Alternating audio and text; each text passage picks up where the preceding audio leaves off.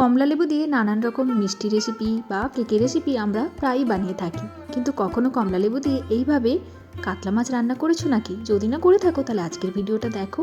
এইভাবে কমলা কাতলা রান্না করলে এক থালা ভাত নিমেষেই সাবার হয়ে যাবে।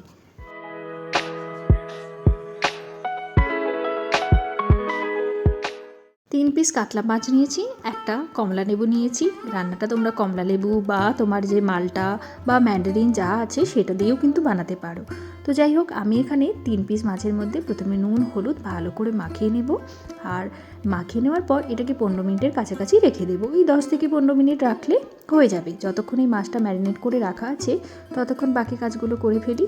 তো আমি এখানে বললাম কমলা লেবু নিয়েছি, যদিও বা তোমার মালটা বা ম্যান্ডারিন নিলে তোমার রসটা বের করতে সুবিধা হতো। তো যাই হোক, আমি কমলা লেবু নিয়েছি। এখন কমলা লেবুটাকে আধখানা করে কেটে হাত দিয়েই আমি রসটা বের করে নিয়েছি। যদি বেশি পরিমাণ বানাতে চাও তাহলে জুসার দিয়েও তোমরা এর জুসটা বের করে নিতে পারো, তবে অবশ্যই ফ্রেশ জুস বের করেই রান্নাটা করো, মানে প্যাকেটজাত কোনো জুস দিয়ে কিন্তু রান্নাটা করো না। তো যাই হোক, এইভাবে আমি কমলা লেবু থেকে রসগুলো বের করে নিলাম। তারপর এটাকে ছেঁকে নেব, মানে উপরে যে তোমার শাঁসের অংশটা আছে, বীজগুলো আছে, ওগুলো ফেলে নেব। তো 3 পিস মাছের জন্য একটা বড় কমলা লেবুর রস দিয়েই কিন্তু হয়ে যাবে। একটা বড় টমেটো নিয়েছি, 4-5টা কাঁচা লঙ্কা আর 1 ইঞ্চির একটা আদার টুকরো, সব কিছুর একটা সুন্দর স্মুথ পেস্ট আমি বানিয়ে নেব। কড়াইতে নিয়ে নিয়েছি পরিমাণ মতো সর্ষের তেল, আর তেলটা গরম হলে এর মধ্যে একটুখানি নুনের ছিটে দিয়ে মাছগুলোকে ভেজে নেব। তোমরা সর্ষের তেলের জায়গায় সাদা তেল দিয়েও রান্না করতে পারো। তো মাছগুলোকে একে একে দিয়ে সুন্দর করে ভেজে নেব, তবে মাছগুলোকে একেবারে লাল কড়কড়ে করে কিন্তু ভাজার দরকার নেই, তাহলে কিন্তু খেতে খুব একটা ভালো লাগবে না মাছের ঝোলে। তো মাছের ঝোলে যে স্বাদ গন্ধ থাকবে ওই কড়কড়া করে ভাজা মাছের ভেতরে কিন্তু ভালো করে ঢোকে না। তো তাই জন্য একটু হালকা করে ভেজে নিও, তবে একেবারে কাঁচা কিন্তু রেখো না। এই দেখো, সুন্দর লাল লাল করে একটা পিঠ ভাজা হয়ে গেলে অন্য পিঠটাকেও উল্টে পাল্টে করে ভেজে নিয়েছি, তবে একেবারে কিন্তু কড়কড়ে করে ভাজিনি। তো মাছগুলোকে ভেজে তুলে নিয়ে ওই তেলের মধ্যেই বাকি রান্নাটা করে নেব। তেলের মধ্যে দিয়ে দেবো 1 চামচের কাছাকাছি গোটা জিরে ফোড়ন, একটা শুকনো লঙ্কা, একটা তেজপাতা ফোড়ন দিয়ে দিলাম। ফোড়ন থেকে সুন্দর গন্ধ বেরোলে বেটে রাখা টমেটো, আদা আর লঙ্কার পেস্টটা এর মধ্যে দিয়ে দেবো। সেই সঙ্গে মিক্সি ধোয়া একটু জলও দিয়ে ভালো করে এই মশলাটাকে ভেজে নেব, যতক্ষণ না মশলা থেকে সুন্দর করে ছেড়ে চলে আসে।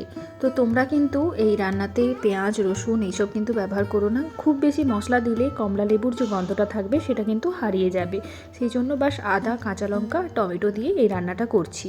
তো মশলাটা দেখো সুন্দর করে ভাজা হয়ে গেছে, তেলও সুন্দর করে ছেড়ে চলে আসছে। এখন 1 চামচ করে ধনে গুঁড়ো, জিরে গুঁড়ো, তারপর 2 রকমের লঙ্কা গুঁড়ো আর হলুদ পাউডার দিয়ে দিলাম, সঙ্গে একটুখানি চিনিও দিয়ে দিলাম, আর একটুখানি জল আর নুন দিয়ে এটাকে সব কিছুকে সুন্দর করে কষিয়ে নেব। মিষ্টিটা আমি এখনই দিয়ে দিচ্ছি, আর মিষ্টিটা কিন্তু দিতে লাগবে। যে টকটা আমরা দেবো সেটাকে ব্যালেন্স করার জন্য মিষ্টি দেওয়া খুবই জরুরি। তো মশলাটাকে ভালো করে মিশিয়ে ঢাকা চাপা দিয়ে আরও সুন্দর করে একবার কষিয়ে নেব, যতক্ষণ না মশলাটা একেবারে সুন্দর করে কষিয়ে ওপর থেকে সুন্দরভাবে তেল বেরিয়ে আসে। এখন মশলাটা সুন্দর করে কষানো হয়ে গেলে দিয়ে দেব গরম জল। হালকা গরম জল করে রেখেছি, তবে খুব বেশি কিন্তু জল দেওয়ার দরকার নেই। একেবারেই আমি হাফ কাপের থেকে একটুখানি বেশি দিয়েছি, তাও আমি ঝোলটা একটু বেশি রেখেছি। এর থেকে কমও জল তোমরা দিতে পারো। জলটা যখন ফুটে উঠবে তখন ভেজে রাখা মাছগুলোকে এর মধ্যে দিয়ে দেব, দিয়ে ঢাকা দিয়ে মাছগুলো যতক্ষণ না সুসেদ্ধ হচ্ছে ততক্ষণ কিন্তু এই রান্নাটা করে নেব। এতক্ষণ অবধি রান্নাটা একদম সাধারণ মাছের ঝোলের মতো লাগলো। তো দেখো, জলটা এখন অনেকটা টেনে আসছে এবং ঝোলটা তোমার মানে হয়ে গেছে রেডি। তো এই মুহূর্তে কি করব, ওই যে হাফ কাপ আমি কমলা লেবুর রস বের করেছি তো সেটা দিয়ে দেব, আর তার সঙ্গে দিয়ে দেবো 4টে চেরা কাঁচা লঙ্কা। তো তোমরা যদি বেশি পরিমাণ মাছ রান্না করো তাহলে বেশি পরিমাণ কিন্তু কমলা লেবুর রসটা দিও। কমলা লেবুর রসটা দেওয়ার পর কিন্তু ঝোলটাকে জাস্ট 1 মিনিট মানে একটা ভালো করে ফুটিয়ে নিতে হবে। বেশি ফোটালে কিন্তু এটা তেতো হয়ে যাওয়ার চান্সেস থাকবে। ঝোলটা জাস্ট 1 মিনিট ফুটিয়ে নিয়েছি ভালো করে। তারপরে কি করব, কয়েকটা কমলা লেবুর কোয়াকে ভালো করে মাঝামাঝি কেটে ওর মধ্যে দিয়ে দেবো। এটা কিন্তু অবশ্যই করো, তাহলে একটা ভীষণ সুন্দর গন্ধ বেরোবে, আর খাওয়ার সময় যখন এই কমলা লেবুগুলো পড়বে না, দারুণ একটা টেস্ট লাগবে। তো সব কিছু ভালো করে মিশিয়ে ঢাকা দিয়ে স্ট্যান্ডিং টাইমে কিছুক্ষণ রেখে দেবো। দিলে কিন্তু আমাদের একদম সুন্দরী কমলা কাতলা রেডি। মধ্যে ধনে পাতা, কোনো ঘি, কোনো কিছুই কিন্তু আর দেওয়ার দরকার নেই। কমলা লেবুর যে একটা মিষ্টি সুগন্ধ, সেটাতেই কিন্তু পুরো খাবারটা মানে রান্নাটা একদম অসাধারণ হয়ে যাবে।